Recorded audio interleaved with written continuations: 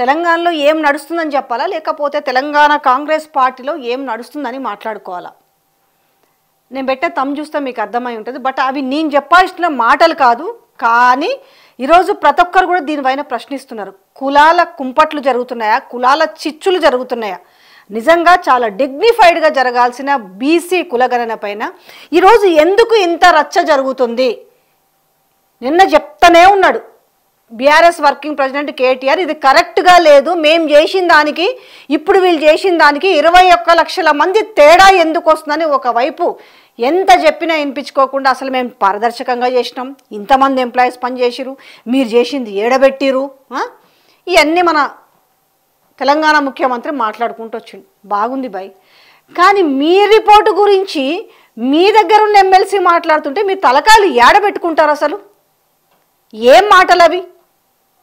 ఆయన సభ పెట్టిండు, సో సభ ఖర్చు 8 కోట్లు అయిందన్నారు. మాట్లాడుకుంటున్న మాటలు చెప్తున్నాను. నేను చెప్పేది ఏది కూడా నా సొంత ఉపన్యాసం ఎక్కడ చెప్పట్లేదు, నా సొంత మాటలు ఎక్కడ చెప్తలేను. ఈరోజు జరుగుతున్న దరిద్రం పైన ఎవరెవరు ఏం మాట్లాడుకుంటారు అనే విషయం పైన నేను మీ ముందుకు వచ్చిన. తీన్మార్ మల్లన్న అనే వ్యక్తి సభ పెట్టిండు, ఆ సభకు రావాల్సిన పబ్లిసిటీ కోసం మాట్లాడిండా, ఎంత దారుణమైన మాటలు మాట్లాడిండు. ఇలా నిజంగా తెలంగాణ కాంగ్రెస్ పార్టీలో ఉన్న వాళ్ళకు భయం అవుతుందా? నిజంగా ఏ చర్య తీసుకుంటే ఏమవుతుంది, ఏ కామెంట్ చేస్తే ఏమవుతుంది, ఈ భయంలో ఏమైనా ఉన్నారా మంత్రులు? ఎస్, బాజాబ్తో చాలామంది అడుగుతున్నారు. నేను లైవ్కి వస్తా అన్నప్పుడు మీరు ఈ మాటలు మాట్లాడురి, ఈ ప్రశ్నలు అడుగురి అంటున్నారు. నేను దీన్ని ఒక ప్రశ్నగానే అడుగుతున్నా, ఏమైంది అసలు తెలంగాణలో కాంగ్రెస్ పార్టీలో ఉన్న లీడర్లకు ఏమైంది? సేవ వచ్చిందా అంటున్నారు, సిగ్గనిపిస్తలేదా అంటున్నారు. ఒక కులగణన, బీసీ కులగణన విషయంలో ఏం జరుగుతుంది అసలు? ఎవరిని ఎవరు కించపరుచుకుంటున్నారు, ఎవరిని ఎవరు కబ్జా చేస్తున్నారు, ఎవరిని ఎవరు తొక్కుతున్నారు?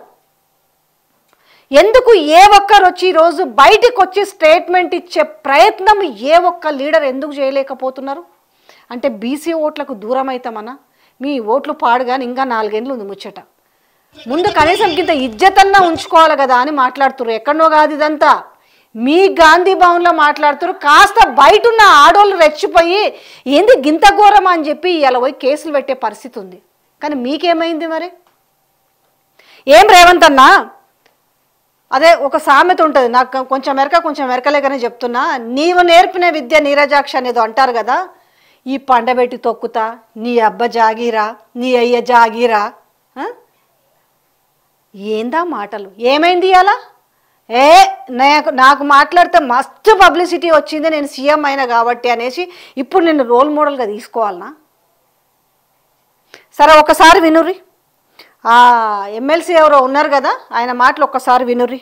పెత్తనం చేసుకుంటా ఇది నడవదు. ఈ ధమ్కీలు, ఈ బెదిరిస్తామంటే నడవదు. ఎట్టి పరిస్థితుల్లో బీసీలు ఊరుకునే పరిస్థితిలో లేరు. బీసీలకు అన్యాయం జరిగితే పండబెట్టి కూడా తొక్కుతారు. అర్థమైందా? బీసీలకు అన్యాయం జరిగితే ఏదో మీ ఎమ్మెల్యేలు మాట్లాడతలేరంటే వాళ్ళ పరిస్థితి జనానికి ఎరికే వాళ్ళు చూసుకుంటారు. జనం చూసుకుంటారు వాళ్ళ పని. ఇంకా ఈ ఎమ్మెల్యేలు ఈ రిపోర్టు తప్పుడని చెప్పుడు ఇడిచిపెట్టి ఎంత పారదర్శకమైన సర్వే అని చెప్పి ఎవరిని కించపరచాలని లేదు. ఎందుకు జరుగుతున్న దాష్టికాని గురించి ఎవరు ఎందుకు ప్రశ్నించలేకపోతున్నారు అనేసి ఎంత దరిద్రమైన విషయం అంటే, పక్కన మీ యొక్క ఏదైతే మీ బీసీ కులగణన రిపోర్టు గురించి ఈరోజు తెలంగాణ ముఖ్యమంత్రి రేవంత్ రెడ్డి చాలా గొప్పగా, చాంతాడంత గొప్పగా చెప్పుకుంటున్నారు. ఎవరన్నా దాన్ని విమర్శిస్తే అనేది మాట్లాడారు. అరే బయట సంగతి పక్కన పెట్టు, నీ ఇంట్లోనే కదా అది. నేను బీసీ బిడ్డ, నేను బీసీలకు ఎంతకాలం అన్యాయం జరుగుతుంది, బీసీలకు అన్యాయం జరిగినా, నాకు అన్యాయం జరిగినా బీసీలే పండబెట్టి తొక్కుతారని మాట్లాడినరు. అంత ఆవేశంగా బీఆర్ఎస్ పార్టీ పైన, లేదంటే కేసీఆర్ పైన, లేదంటే కేటీఆర్ పైన అంటే కాలు దువ్వేటోళ్ళు ఇలా ఏమైండ్రు అసలు? నేను తొండలిడుస్తా, నేను కత్తులు పెట్టుకుంటా, నేను గత్తిరిస్తా, నేను పండబెట్టి తొక్కుతా, నారజీరుతా. మీయే మాటలు నాయి కావు అవి. ఎందుకంటే మీ ముచ్చట మీకు చెప్తే అర్థమవుతుందేమో. మరి గియాలకు ఆ మాటలు మాట్లాడుతుంటే ఏమైంది మరి? ఈ మాటలు బాగా తెలంగాణ తొలి ముఖ్యమంత్రి కేసీఆర్ మీద చాలా మాట్లాడుతావు కదా, ఊ అంటే అంటే రంకెలేస్తేవి. ఇలా ఎందుకు దేని గురించి సమాధానం చెప్తున్నారు? ఒక షోకాజ్ నోటీసుల విషయంలో కూడా ఈరోజున్న పీసీసీ ప్రెసిడెంట్ పాపం నిమ్మకు నీరెత్తు, ఏం మాట్లాడితే ఏమవుతుందో, బీసీలకు దూరం అవుతామేమో. పేరు అరే ఎమ్మెల్సీ చింతపండు నవీన్కి కూడా తప్పదు, షోకాజ్ నోటీసులు ఇస్తాము అని చెప్పుకునే ధైర్యం నిజంగా ఉందా? నేను మహేష్ గౌడ్ గారికి సూటి ప్రశ్న అడుగుతున్నా. మామూలుగా వేరే అయితే మీరు ఎట్లా చదువుతున్నారు? ఎవరికబ్బా నేను మిర్రర్ టీవీలో ఇంటర్వ్యూ చేసినందుకు మీరు ఆ ముస్లిం లీడర్ ఎవరు ఉంటారు బాగా మాట్లాడతాడు, ఎవరు ఉండే ఫిరోజ్ ఖాన్ ఎమ్మటే షోకాజ్ నోటీసులు ఇచ్చిరు. అవంతా కత్తిరించి ఆ వీడియోని కత్తిరించి హైకమాండ్కి పంపించి పాపం షోకాజ్ నోటీసులు ఇచ్చిరు. ఎవరికి? ఫిరోజ్ ఖాన్కి. మరి ఫిరోజ్ ఖాన్కి ఒక ఇంటర్వ్యూలో మాట్లాడినందుకు అంటే నాకు ముస్లిమ్స్ కంటే నాకు భరతమాత గొప్పది అన్నందుకు వాళ్ళు వచ్చి ఇట్లట్లా అంటాడు, మా కులపోడు మా మతమోడు వచ్చి ఇట్లా మాట్లాడతారంటే షోకాజ్ నోటీసులు ఇచ్చారు. ఆయన చేసిన పెద్ద నేరమే లేదు. మరి ఇవాళ గింత మాట్లాడుతుంటే మరి ఇప్పుడు ఓసీలను మాట్లాడిండా, ఆయన బీసీలో తొక్కుతా అన్నాడు, దాన్ని డాష్లా కడిగమన్నాడు, తగలబెట్టమన్నాడు, తగలబెట్టిండు.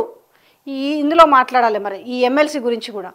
ఆయన ఏందబ్బా మూడు రకాలుగా మాట్లాడతాడు.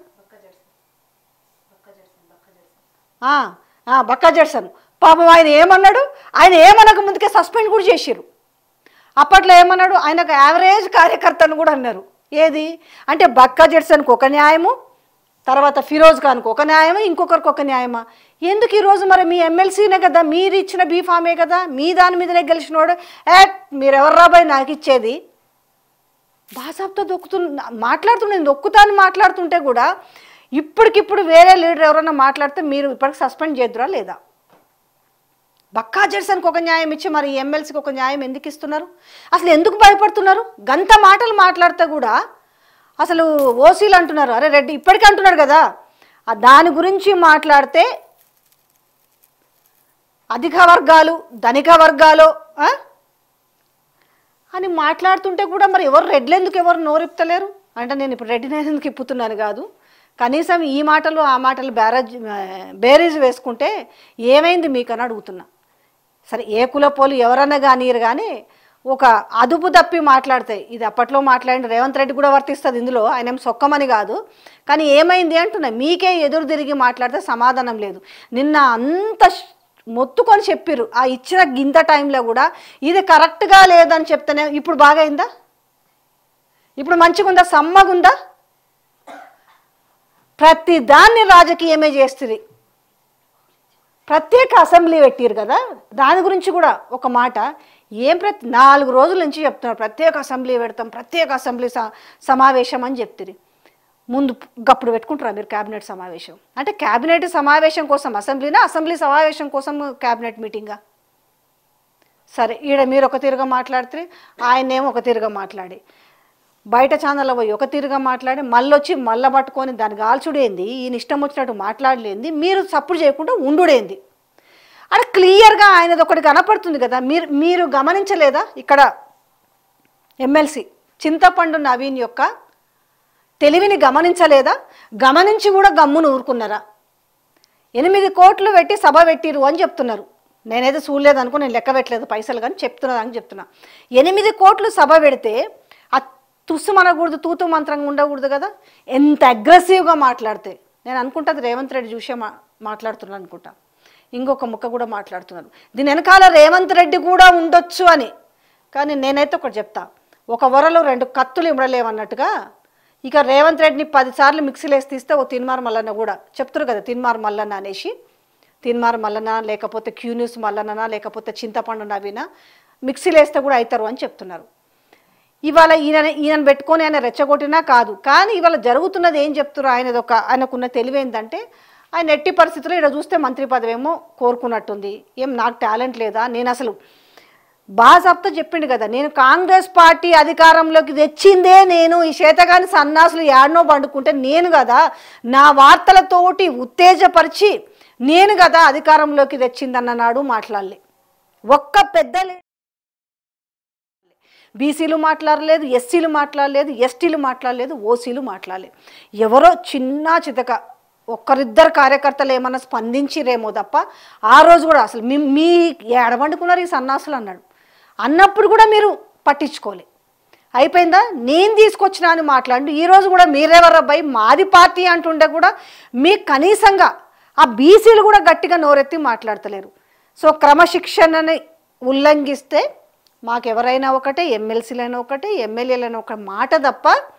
ఎస్, కాంగ్రెస్ ఎమ్మెల్సీ చింతపండు నవీన్ అనే వ్యక్తి క్రమశిక్షణా చర్యలకు పాల్పడితే మేము ఖచ్చితంగా చర్య తీసుకుంటామని పిసిసి ప్రెసిడెంట్ కూడా చెప్పలేకపోతున్నాడు. అంటే రెచ్చగొట్టే ధోరణి మాట్లాడుతున్నారా, లేకపోతే కాంగ్రెస్ లీడర్లను ఎందుకు పనికిరాని వాళ్ళనా? హాలియాల్లో మిర్యాలగూడెంలో బహిరంగ సభ పెట్టినాడు, పొట్టుగా తిట్టిండు. ఆయన పొల్లుగా తిట్టిండు నల్గొండ జిల్లా, ఉమ్మడి నల్గొండ జిల్లా లీడర్లని. ఎందుకు బాజాప్తా జానారెడ్డి అయితేమి, ఉత్తమ్ కుమార్ రెడ్డి అయితేమి, కోమటిరెడ్డి వెంకటరెడ్డి అయితేంది, రాజగోపాల్ రెడ్డి అయితేంది, ఇంకో రెడ్డి అయితేంది, ఏ రెడ్డి అయితేంది, వీళ్ళదేనా ఇంకోసారి అడిగి రాను కూడా రానియమని చెప్పారు. ఇంకా నాకు కొంచెం ఎక్కువనే మాట్లాడారు అనుకో, అప్పుడు సప్పులు లేదు. అరే ఏం లేని దాని మీద మాత్రము బీఆర్ఎస్ మీద మాత్రం ఎగిరెగిరి పడమంటే పెద్ద పెద్ద మాటలు మాట్లాడతారు. కానీ మీ పార్టీలో ఉన్న ఎమ్మెల్సీ మాట్లాడుతుంటే, దరిద్రంగా మాట్లాడుతుంటే ఏమీ లేదు. ఏం జరుగుతుందో నిజంగానే ఈ బీసీ కుల గణన పేరుతోటి అసలు ఎవరికి మేలు జరిగింది, ఎవరికి నష్టం జరుగుతుంది, అసలు లాభం లేదు నష్టం లేదా? అంటే ఎవరు దొవ్వుకున్న గోతిలో వాళ్ళే పడుతున్నారా? ఇది కాంగ్రెస్ పార్టీనే అంటున్నాను.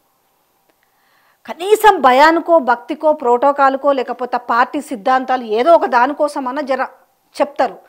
కానీ బాజాప్తా తన వార్తలలో చెప్పుకొని గంత ఘోరంగా మాట్లాడుతుంటే కూడా ఇవాళ తెలంగాణలో ఉన్న కాంగ్రెస్ పార్టీలో ఉన్న ఏ లీడర్లు నోరెత్తకపోవడం అంటే నిజంగా ప్రజలు అనుకున్నట్టుగా సిగ్గు లేదా చేవ చచ్చిందనే పరిస్థితికి వస్తుంది. బీసీలను తప్పు లేదు, కులగణన చేయడంలో తప్పు లేదు. బీసీల భాగం ఎంతుందో ధమాషా లెక్కల ప్రకారం ఖచ్చితంగా జరగాల్సిందే. కానీ ఇదంతా కూడా ఒక ప్రక్రియ, చాలా పద్ధతిగా జరగాల్సింది. ఈరోజు అంతా కూడా ఎట్లా జరుగుతుంది? చిందర వందరంగా ఉంది, బూతుల పర్వంలాగా దాటుకుంది. కనీసం బీసీలైనా హర్షిస్తారా? ఇవాళ బీసీ లీడర్ వచ్చేసి నేను బీసీ లీడర్కి పెద్దగా ఉంటున్నానే వ్యక్తిని నిజంగా బీసీలు నమ్మే పరిస్థితిలో ఉన్నారా? ఈ రాజకీయాల కోసము మళ్ళీ ఈ కుల వర్గాల చిచ్చు కావచ్చు, లేకపోతే వాళ్ళకి నిజంగా జరగాల్సిన న్యాయం గురించి లిటరల్గా రియల్గా పాల్పడే వాళ్ళు, పోరాటం చేసే వాళ్ళు ఉన్నారా? ఎవరికి వాళ్ళు అంటే తెలంగాణ పోరాటం లెక్క అనుకున్నారా? ఇట్లా కేసీఆర్ తెలంగాణ పోరాటం చేసిండు, సీఎం అయిండు. ఇదే కేసీఆర్ కుటుంబాన్ని మీద లేనిపోనివన్నీ మాట్లాడి మాట్లాడి మాట్లాడి బూతులు మాట్లాడి గిట్ల నోటుకొచ్చినట్టు మాట్లాడి రేవంత్ రెడ్డి సీఎం అయిండు. ఇవాళ నేనెందుకు అవే బూతులు ఒక బీసీ నినాదం ఎత్తుకొని మరి నేనెందుకు ఆ కుర్చీలో కూర్చోకూడదు అనుకుంటున్నారా? అంటే కంపారిజన్ ఎక్కడ కూడా కంపేర్ చేసుకోవడానికి ఎక్కడ లేదు. కానీ ఏమంటారు చూడు, దేనికో ముడి వేసినట్టు ఉంటుంది. కానీ అలాగే జరుగుతుంది ఇప్పుడు. అంటే ఒక లీడర్ హైప్ కావడానికి ఎట్లా మాట్లాడితే అవుతారనేసి ఇక తెలంగాణ ముఖ్యమంత్రి, ఇప్పుడున్న ముఖ్యమంత్రి స్వయాన చూపించిండు కాబట్టి ఇవాళ ఆ మాటలు మాట్లాడుతున్నారు. కాబట్టి ఏ వర్గం వారైనా ఎవరైనా ఈ కులాల కుంపట్లు పెట్టుకొని కించపరుచుకునే పరిస్థితి వస్తే మళ్ళా కొట్లాటలు తప్ప ఇంకేమీ మిగిలవు. ఇట్లాగే బూతులు తిట్టుకుంటూ పోతే రేవంత్ అన్న ఇప్పటికన్నా పిలుచుకొని మాట్లాడరు. ఏది సక్కంగా లేదు పార్టీలో. 12 మంది ఎమ్మెల్యేలు పోయి సీక్రెట్గా మీటింగ్ పెట్టుకుంటారు, అది మీ ఆధీనంలో లేదంటారు. 29 మంది ఎమ్మెల్యేల ప్రోగ్రెసివ్ రిపోర్ట్ బాగాలేదు, వాళ్ళదన్నిటిలో తలదూరుస్తున్నారు, ఎక్కడ పోతలేరు, ల్యాండ్ కబ్జాలు అవంటివి మీరు తెచ్చుకున్న ప్రోగ్రెస్ రిపోర్టే. 30 మంది, ఇది 30, ఇది 12, ఇగో 10 మంది ఫిరాయింపు పరిస్థితి అయితే వాళ్ళు ఢిల్లీకి పోయారు. ఇప్పుడు మా భవిష్యత్తు ఏంది, మేము పోతే రేపు గెలుస్తామా గెలవమా అనేసి ఏంది. ఆల్మోస్ట్ 50-55 మంది ఎమ్మెల్యేల పరిస్థితి తీరు బాగలేదు. అందులో భాగంగా మీ ఎమ్మెల్సీ కూడా ఈ రకంగా ఉంటే మీరు ఎప్పుడో మీ చేతిలో నుంచి గేమ్ని లూజర్ అయిపోయిండ్రు. ఇంకా నేను నిన్న కూడా ఒక వీడియో చేసిన. ఇక నన్ను జాగ్రత్త పడు అంటే రాజకీయాలు మానేసి కొంచెం రియాలిటీకి రండి. నేను కాస్త అసెంబ్లీలో చెప్పిన కేటీఆర్ లెక్కలను ఒకసారి చూడుర్రి. ఎందుకు వచ్చిర్రు? ఎంతసేపు తొండిగా మాడుతున్నట్టుగా కాదు కదా. అనేది వాళ్ళు అధికారిక వెబ్సైట్లో పెట్టిరు, వాళ్ళు ఉన్న ఆ అధికారులు ఇప్పుడు ఉన్నారు అనేసి ఆయన బాజాప్తా చెప్తుంటే కూడా మీరు దాన్ని కొట్టి పారేస్తే, నిజాల్ని కొట్టి పారేస్తే అబద్ధాలు ఎట్లా రాజ్యం వెళ్తాయో అనడానికి ఉదాహరణ కనిపిస్తుంది.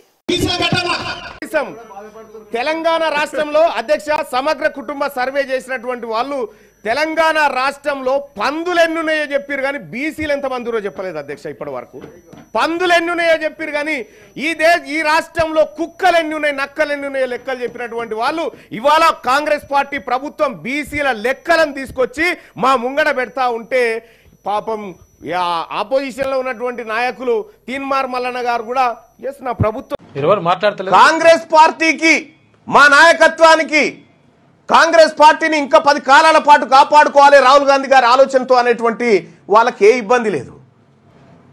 తీన్మార్ మల్లన్నకు నోటీసులు ఎందుకు మమ్మల్ని ఏమన్నాడు మీ అయ్యా జాగిరా పార్టీ ఏమన్నది.